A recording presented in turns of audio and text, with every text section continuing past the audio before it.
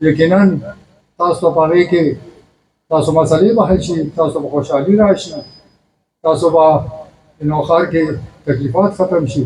نو په دغه سوچ تاسو ووټ ورکړی، نو بس هڅه کوشئ او کار مو وشئ. کله چې بیا الیکشن راشي او زه مو کامیاب کړم، ووټ مو راکړو، نو خدمت به کوو. اوس خو بغیر ووټه زه راغلی یم. ما نه خلکو امیدونه ختم شي او د ما د خلکو نه امید ختم دی.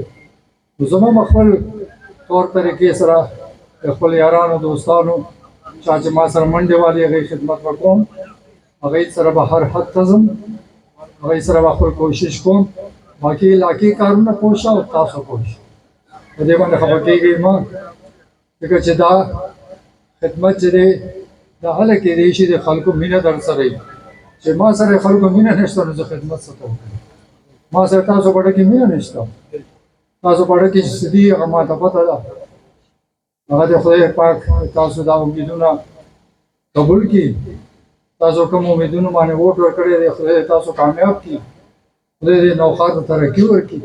ځکه دا خلک د نوښار ترقي غواړي او زیاته ترقي غواړي، ځکه دې خلکو ته یې ووټ ورکړی. دې زیات خدمت کولی شي، ما ته دا پته ده. دې تاسو مسلې حل کولی شي، دا ما ته پته ده.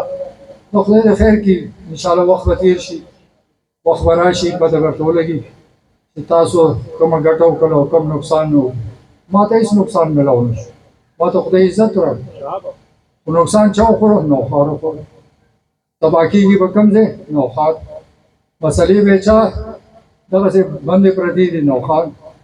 نوښار خو چې تاسو که ښه کولی مو شو، که تباه کول مو تباه کړی، به چې څه مو کړي ډېر مو ښه کړي. خدای مو ډېر خوشحال ساته، خدای مو دغسې ښې فیصلې تاسو نه کوي. الله تعالی تاسو باندې داسې ښې فیصلې کوي چې نوښار خوشحال شي.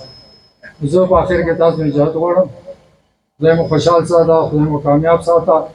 او ځئ چاته مو ووټ ورکړی هغې ته کار وکړي. السلام علیکم.